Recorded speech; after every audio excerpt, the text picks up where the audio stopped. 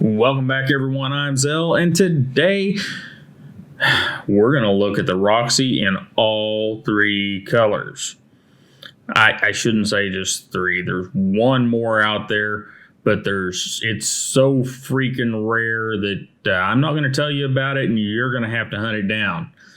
But we have the standard Roxy, and our standard Roxy is, of course, regular stonewash with a regular stonewash blade and bronze hardware, bronze backspacer, and bronze clip. We're also going to take one of these apart today, so stick with us. And this is the one I've been using. You see about a little mess there on the blade.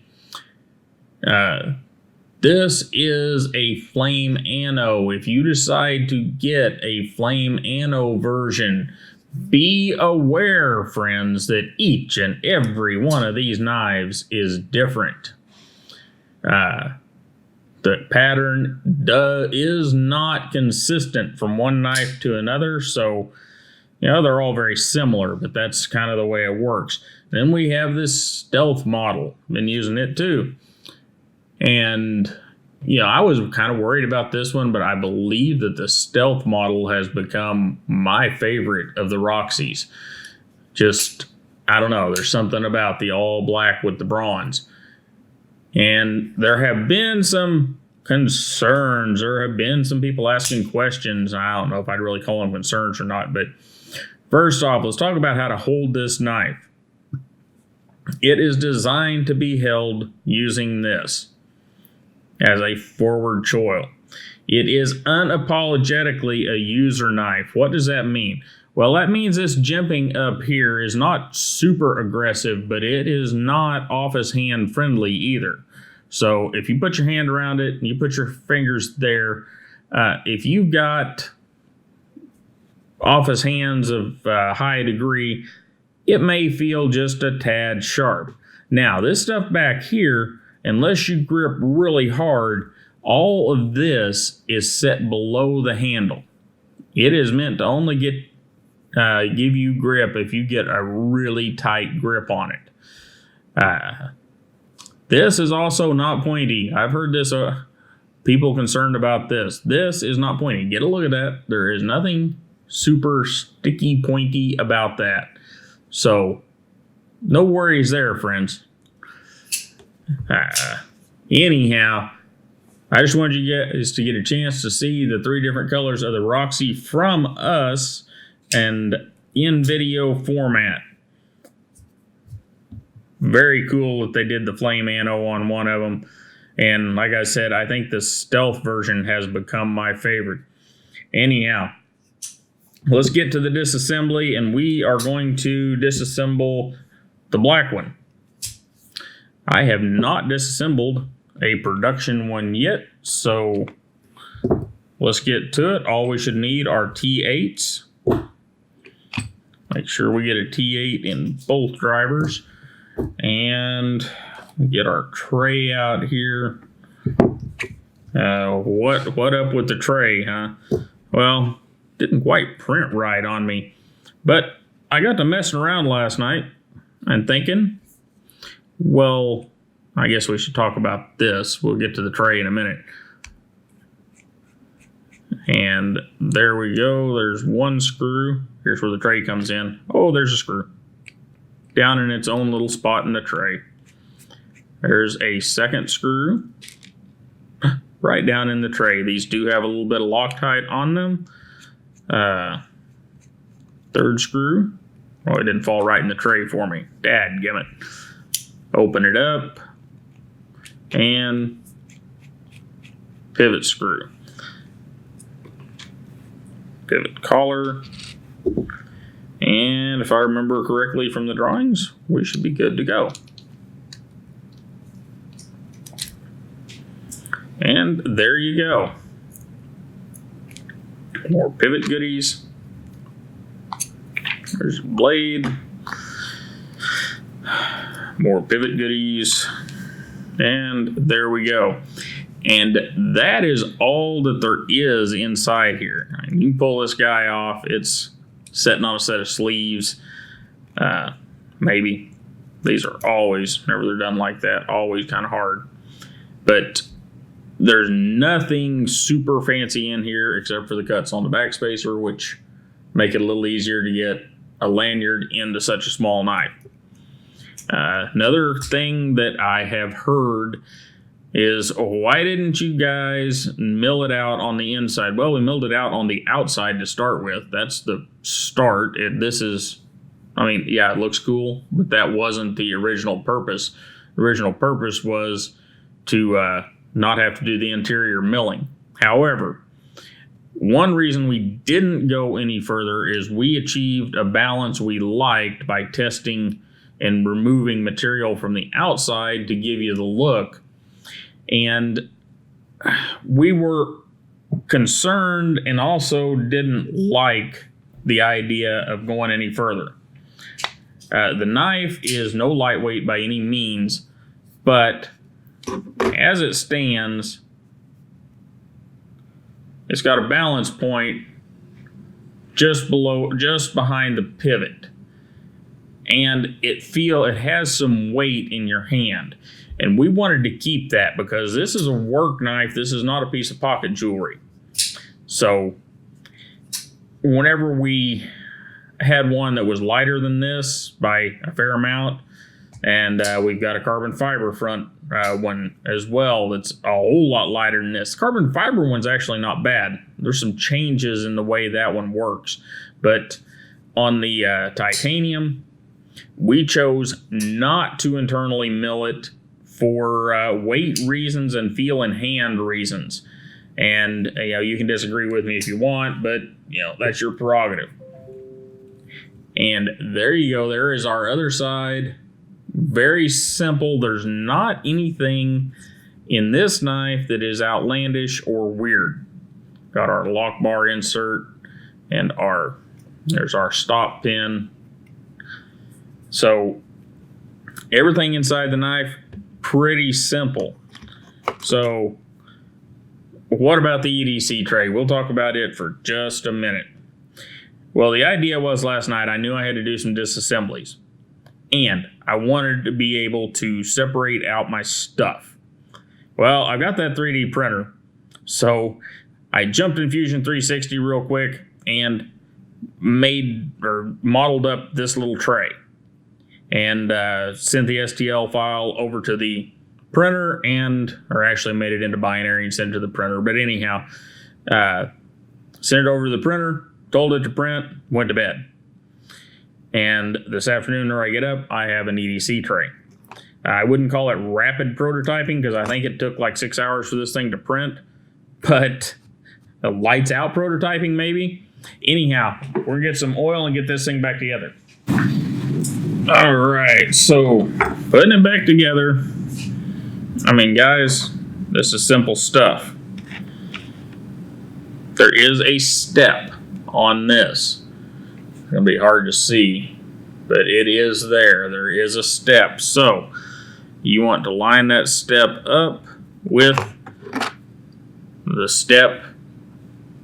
It's also going to be really, really tough to see in the pivot. What does that mean in a WE knife or WE made knife? It usually means that the pivot sets with the WE letters looking like that. There we go. And on the Roxy, this should be flush on this side. All right, so get some lube out here and drop a couple drops in there. And our bearings go with the closed side of the race up because we're counterbored into the handle of the knife. And then we drop our blade on there. Now, we'll move our stop pin, put it right up there. And 85 weight nano oil down in the hole. People ask me all the time, and I get all kinds of, you're wrong about this on the nano oil and the 85 weight. Well, here is the simple of it that is just physics and you can't argue it, okay? Well, I suppose you can argue it, but it's not going to do you any good because physics kind of wins. The math outdoes your argument. 85 weight oil is thicker.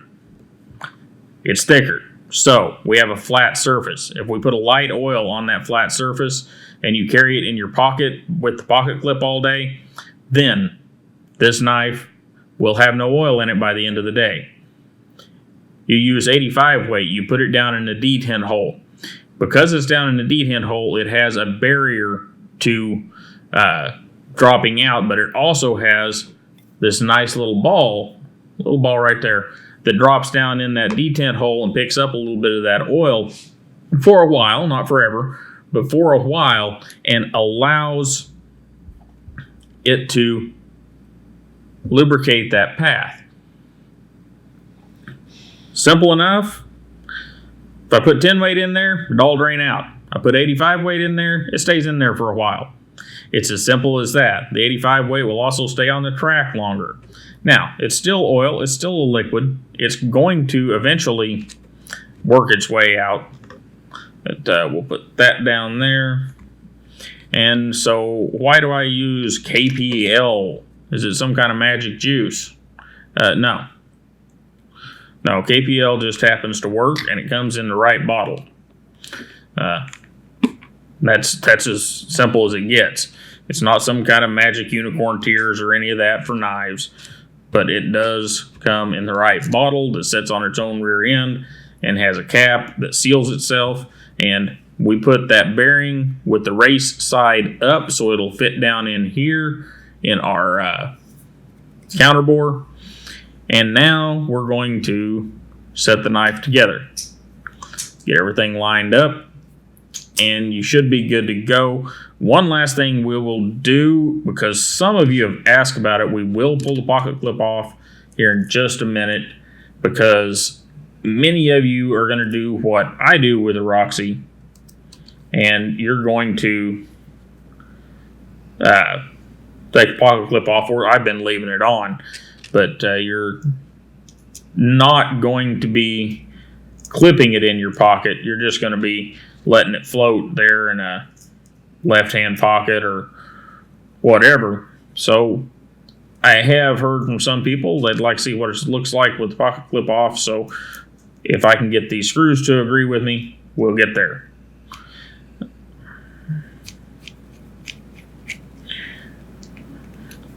All right, here we go. No, yeah.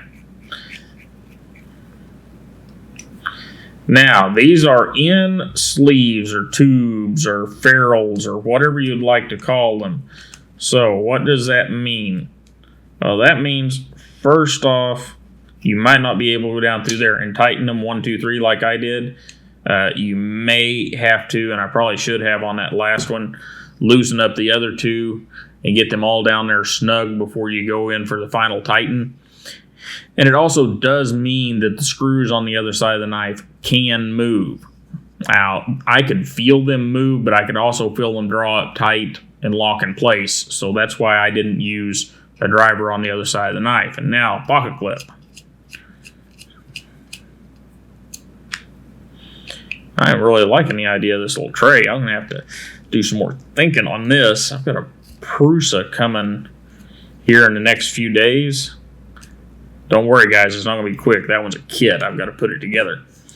But once it's together, has a larger print surface.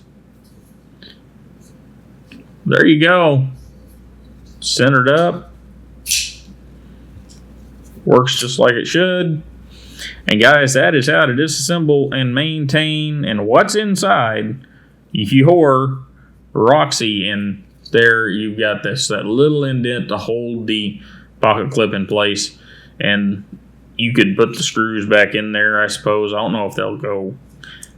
I never tried that. We'll try it real quick. There I was, all ending the video, and we weren't quite done. Don't think that's going to work. No, it doesn't work. You can see it down in there. Gets into the center of the knife, and you don't want that screw that close to your blade. So I'll put this back on. If you guys have any more questions, concerns, etc. about the Roxy, please let us know. I'll either jump on and do a video, or Seth and I will do a live feed or something. We're here because of you guys and for you guys. So let us know. We're not, a couple guys that just poofed up out of the woodwork and all of a sudden we're making knives. No, we came from this community, and